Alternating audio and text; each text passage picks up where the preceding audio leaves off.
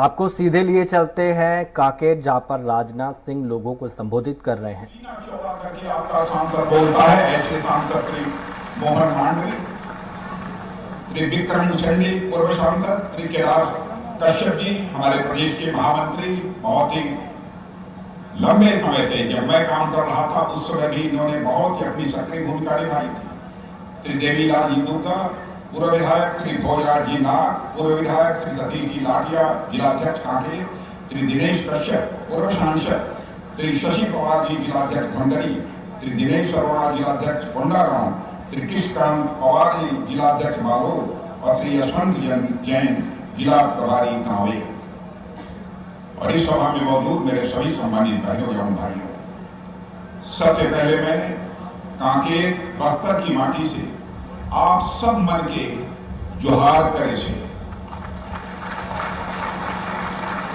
मां दंतेश्वरी के सादर प्रणाम करे से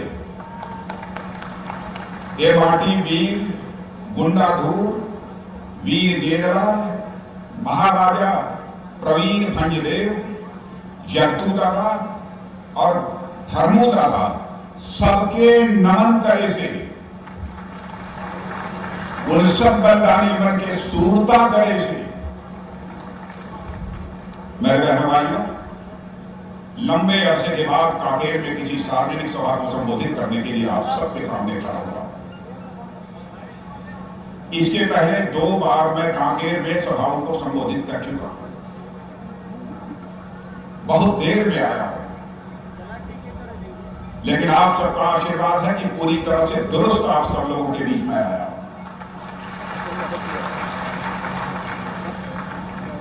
देर से आने के बावजूद आप लोगों ने तालियां बजाकर मेरा स्वागत किया है, फूलों की हार पहनाकर आपने स्वागत किया है, ये प्रतीक चिन्ह देकर आपने स्वागत किया है।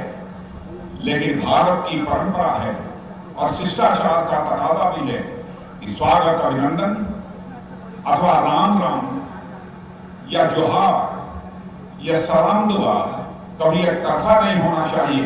इसलिए मैं भी अपनी तरफ से शीश झुकाकर आप सभी बहनों भाइयों का हार्दिक अभिनंदन करता हूं। आप सभी का स्वागत करता हूं।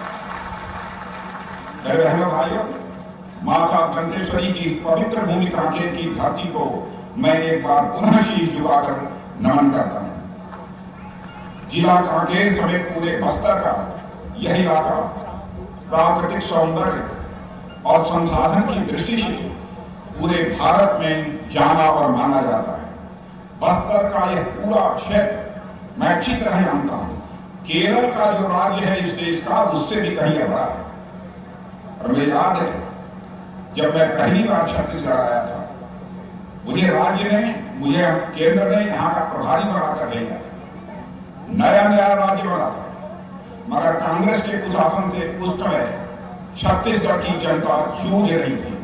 कांग्रेस की हुकूमत थी, भ्रष्टाचार था, जुल्म था, अत्याचार था, लोग त्रस्त थे। अरे कांग्रेस के उस समय नेताओं के खिलाफ बोलने की लोग हिम्मत नहीं करते, ऐसी हालत उस समय थी। हमने 2003 के विधानसभा चुनाव में परिवर्तन करा के यहाँ के सभी कार्यकर्ताओं को साथ लेकर डॉक्टर रमन सिंह जी को इस छत्तीसगढ़ की भारतीय जनता पार्टी ने बागडोर सौंपी। उन्होंने 15 वर्षों में, मैं दावे के साथ कह सकता हूं, कोई कह सकता है कि डॉक्टर रमन सिंह ने अच्छा काम किया, खराब काम किया, अधिक काम किया, कम काम किया, लेकिन इस सच्चाई को कोई नकार नहीं सकता है कि छत्तीसगढ़ का कायाकल्प मुख्यमंत्री के रूप में किसी ने किया है तो डॉक्टर रमन सिंह जी ने किया है। उन्होंने केवल नया रायपुर ही नहीं बनाया, बल्कि एक नया बस्तर भी बनाया और एक नया छत्तीसगढ़ भी डॉक्टर रमन सिंह जी ने बनाया। यह सब कुछ तब हुआ जब 15 में से केवल 5 साल ही भाजपा की सरकार केंद्र में थी। यानी डबल इंजन की का जो पावर मिलना चाहिए वह लगातार 15 वर्षों तक इनको नहीं मिला, केवल 5 वर्षों तक मिला था। इसके बावजूद उन्होंने छत्तीसगढ़ को बढ़ाया, उन्होंने छत्तीसगढ़ को सजाया, उन्होंने छत्तीसगढ़ को संवारा और देश का एक प्रगतिशील राज्य बनाने का काम यदि किसी ने किया है तो आपने डॉक्टर रमन सिंह जी ने किया। मगर 2018 के विधानसभा चुनाव में आप लोगों ने जनादेश देकर सरकार बदल दी, क्योंकि आप लोगों ने उस समय कांग्रेस की कुछ गारंटियों पर भरोसा कर लिया। कांग्रेस के लोगों ने यह गारंटी दी कि हम आएंगे तो यह कर देंगे, वह कर देंगे। आपको लगता था कि नई सरकार बनेगी और अधिक तेजी से काम हुआ, लेकिन आप जानते हैं नतीजा ठीक उसका उल्टा हुआ। मेरे बहनों भाई, आपने सोचा था कि प्रदेश सरकार बदलकर हम एक बार नई सरकार का भी स्वाद चख लें। इस चक्कर में आपने डॉक्टर रमन सिंह की सरकार को बदल दिया, लेकिन स्वाद इस सरकार का कैसा है यह मुझे बताने की जरूरत नहीं है, इसका अनुभव आप स्वयं करें। और जिस तरीके से रमन सिंह जी के नेतृत्व में भाजपा सरकार, मेरे बहनों भाइयों, छत्तीसगढ़ को आगे ले जा रही थी, कांग्रेस में इस समय के जो मुख्यमंत्री हैं बघेल जी, उनकी क्या हालत है। उन्होंने एकदम बिल्कुल प्रदेश की दिशा ही बदल दी। कहां यह हमारा छत्तीसगढ़ सारे हिंदुस्तान के लोगों की नजरों में आगे बढ़ रहा था, उसकी दिशा को ही बदल दिया।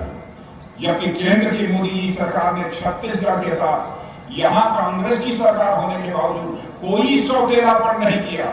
उन्होंने कहा भले ही किसी पार्टी की सरकार हो, लेकिन केंद्र के द्वारा हमें वहां की जनता की चिंता करनी है, इसलिए जो भी मदद करनी होगी हम दिल खोल कर मदद करेंगे। और छत्तीसगढ़ की हमारे प्रधानमंत्री ने मदद की। मेरे रहने वाले, मैं आप लोगों से पूछना चाहता हूं, छत्तीसगढ़ बनाने की सबसे बड़ी वजह क्या थी? आइयो बहनों, छत्तीसगढ़ बनाने के पीछे हमारे उस समय के प्रधानमंत्री आदरणीय अटल जी की एक ही मंशा थी कि हमारे जो आदिवासी भाई हैं, आदिवासी भाइयों को जो सैकड़ों साल से विकास की यात्रा में पीछे रह गए हैं, उन्हें भी किसी सूरत में हम आगे ले आए। इसीलिए झारखंड भी अलग राज्य बनाया उन्होंने और छत्तीसगढ़ अलग राज्य बनाया। बहनों भाइयों, केवल हमारे आदिवासी भाई आगे आए, यह उनकी मंशा थी। इसी कारण अटल जी ने यह काम किया था। और अटल जी की इसी संवेदनशीलता को ध्यान में रखते हुए आदिवासी समाज की बहुतायत संख्या वाले 2 राज्य और छत्तीसगढ़ और झारखंड का गठन किया गया था। और आपको जानकर खुशी होगी, लंबे समय तक इस देश में कांग्रेस ने हुकूमत किया है मेरे बहन भाइयों, लेकिन कभी भी आदिवासियों के कल्याण के लिए, आदिवासियों के विकास के लिए अलग से राज्य नहीं बनाया। भारत के इतिहास में पहली बार किसी की सरकार ने अलग से आदिवासियों के कल्याण के लिए, आदिवासियों के विकास के लिए अलग से मंत्रालय बनाया। तो हमारी भारतीय जनता पार्टी की सरकार, हमारे नेता आदरणीय अटल बिहारी वाजपेयी ने बनाया।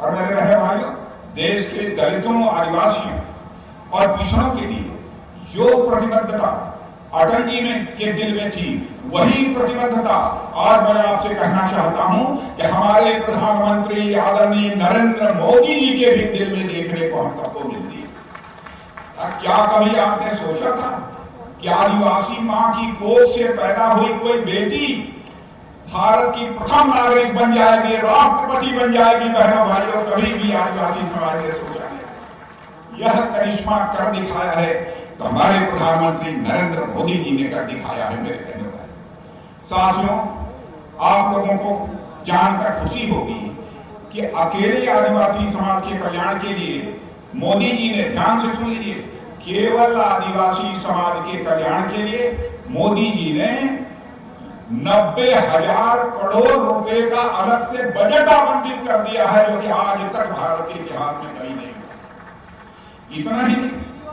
आदिवासी समाज के योगदान की पहचान और उसके सम्मान के लिए हर साल मोदी जी ने तय कर दिया है कि 15 नवंबर को जनजातीय गौरव दिवस सारे देश में मनाया जाएगा और सभी लोग मनाएंगे।